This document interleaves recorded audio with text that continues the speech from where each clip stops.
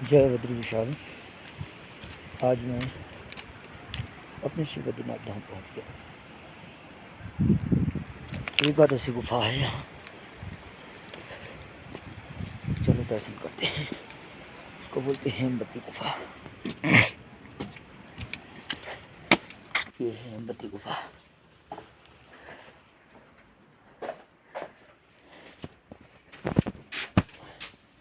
भगवान नारायण यहीं पर एकादशी उत्पन्न हुई थी। वही लेटे हुए भगवान हैं, भगवान दर्शा रहे हैं। तो ये एकादशी गुफा कहलाती है। नारायण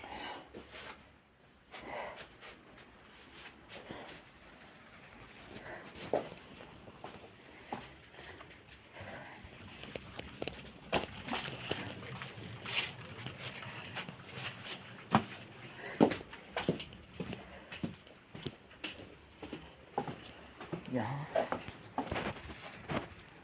एक महाराज जी रहते हैं। चलिए मिलते हैं, दर्शन करते हैं। महाराज जी ने काफी संकलन कर रखे वर्तमान में।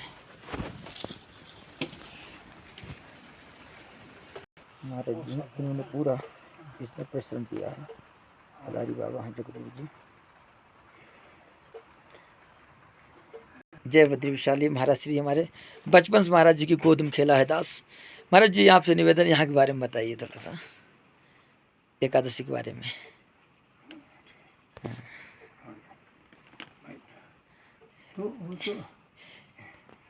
जी बोले महाराज जी।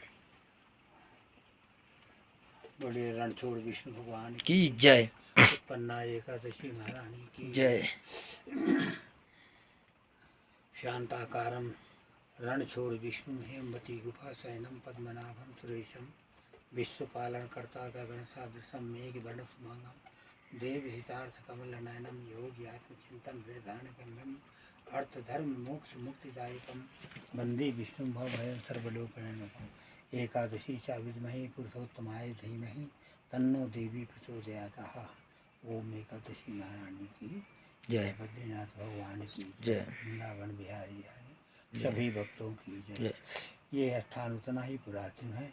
जब संसार की सृष्टि करने का ही प्रभु की इच्छा पड़ी तो मानसिक कल्पना किया तो उनके नाभि से एक कमल का उत्पत्ति हुई।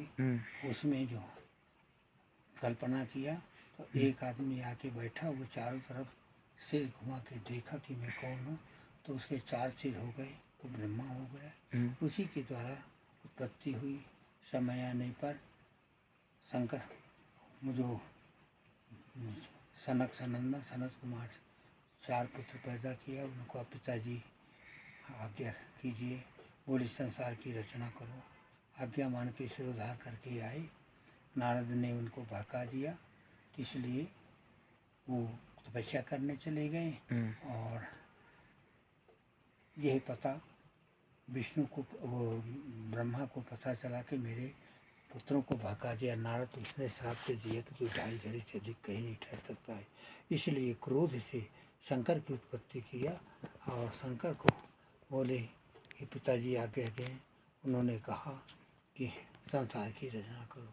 भगवान सोचे कि यदि मैं ना ही करता हूँ तो मुझे त्याग देंगे पिताजी, इसलिए त्यागी नहीं। वो अनचाही उत्पत्ति किया। सर्प बिच्छू भूत भयार।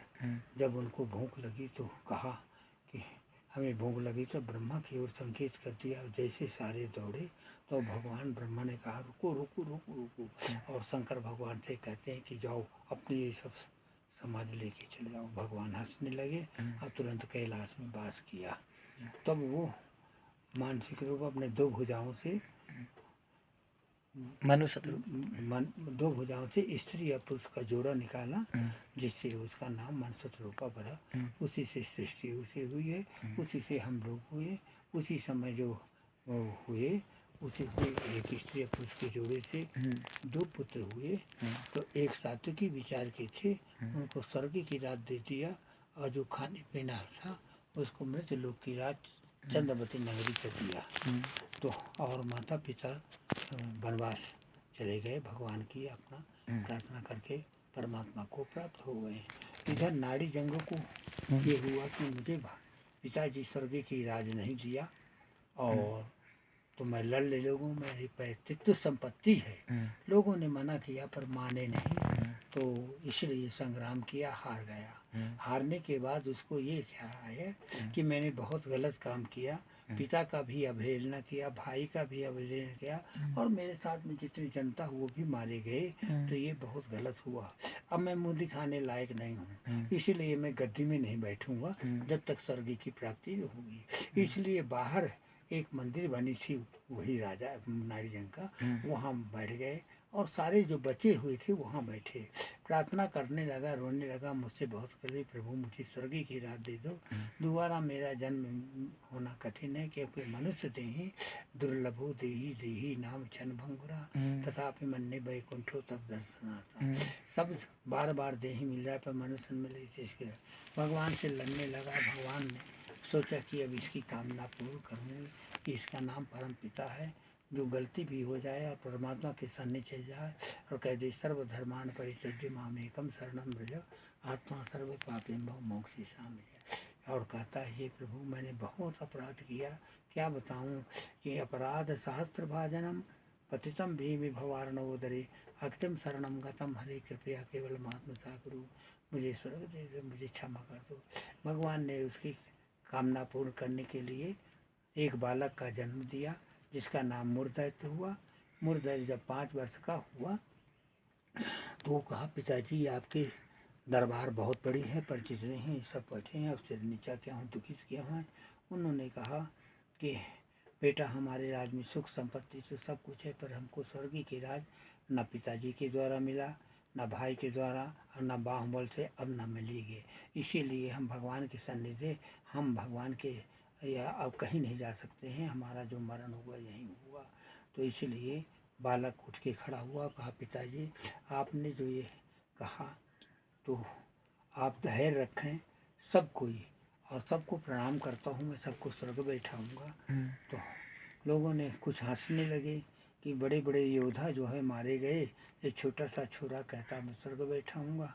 तो इसीलिए जो बुद्धिजीवी बैठे हुए वो कहे कि हमारे कुल में कोई अवतार हुआ है, क्योंकि ये जो कह रहा वो सच होगा, क्योंकि ये किसी को पता नहीं, माता 9 माह गर्भ रखती है, पर मैं ये नहीं जानती कि मेरा पिता जो बालक होगा ये राम होगा कि रावण होगा। बिल्कुल। तो इसीलिए वो सबको प्रणाम किया है बालक को, और सबको प्रणाम करके भाग गया कैलाश। कैलाश में घोर तपस्या करने के बाद बहुत कथा है इसकी, अंत कहा नहीं, संक्षिप्त बताया आप। फिर वो तुरंत ही भगवान प्रकट हुए और उसे कहा वरदान मांगने के लिए, कहा 3 वाणी दे दो। 3 वाणी दिया, जो मांगेगा दूंगा दूंगा।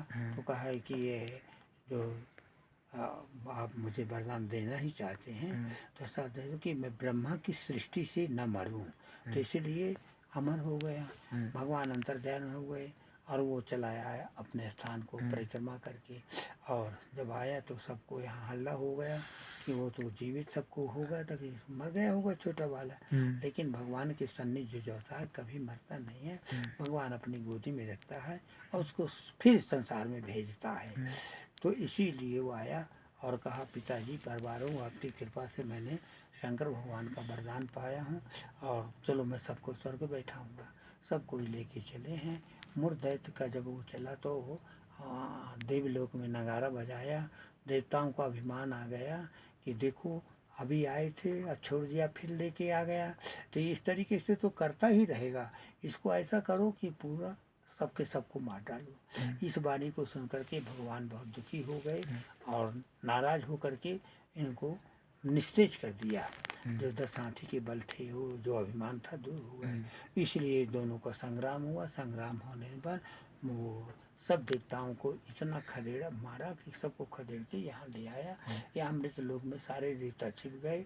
यहाँ बर्फ ही बर्फ था, पर में छिप जाने के बाद जब देखा कि कोई देवता नहीं दिख रहे हैं, तुरंत सारे देवता की जगह जा कर के वहाँ स्वर्ग में यथोचित सब जगह बैठ गए हैं। मूर्धैत्य को ये पाप आ गया कि सब देवता भाग गए, केवल विष्णु ही बचा है, तो मैं गद्दी में न बैठूं, विष्णु को ही जीत के बैठूंगा। तो लेकिन सब कोई कहे कि कि बेटा तेरे ही लगा तो ईश्वर को मिला, तू ही बैठ। तो सबको छिपा दिया कि कोई चढ़ाई करेगा तो कौन करेगा, मैं बैठूंगा, आप लोग बैठ।